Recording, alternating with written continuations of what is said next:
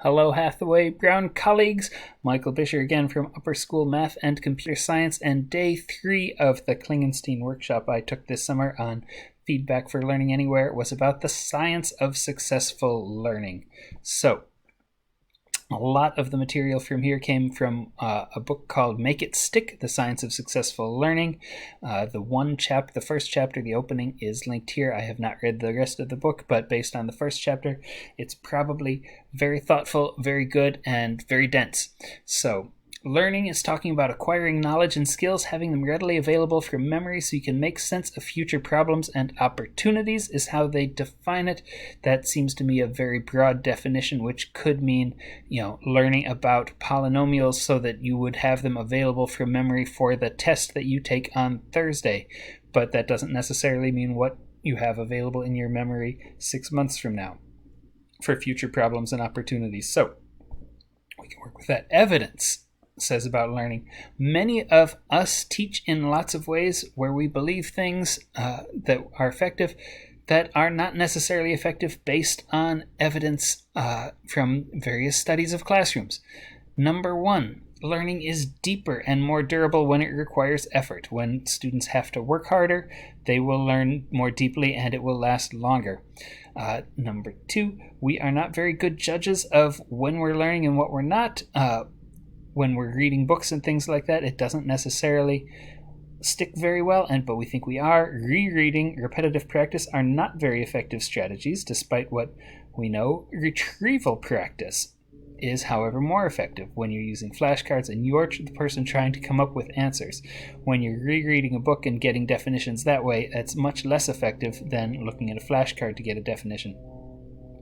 Something we all know and tell our students but have to build in to the curriculum is that spacing out tasks is more effective than all at once. If you have 5 hours to study for a test, it's much better to do it 1 hour a day for 5 days than it is to do 5 hours in 1 day.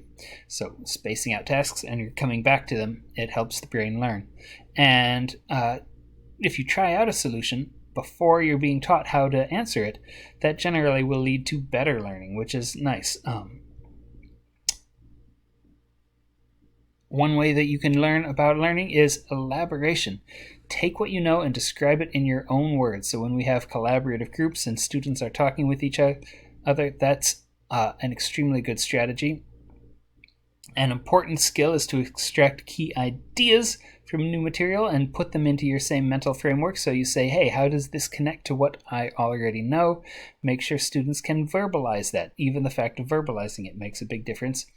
Another piece is that every time you learn, you change your brain, but when you make a mistake, you change your brain more. Not when you make a mistake, when you correct a mistake, you change your brain more. So, hey, did you see that? I made a mistake and I corrected it, so now I know more. And the power of the active retrieval, low-stakes active retrieval, like the flashcards, testing yourself improves learning.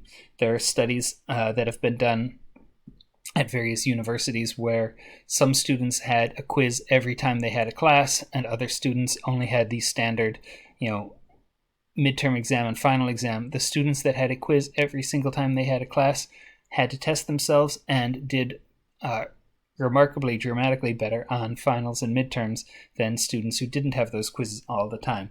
So low-stakes testing really improves learning. If you want to find more about these pieces, the documents and notes include that first chapter of the book. If you want to read that, or you can return to the video menu for the 5 days of the course, and we'll take a look at those. Those are active links. Have a good day.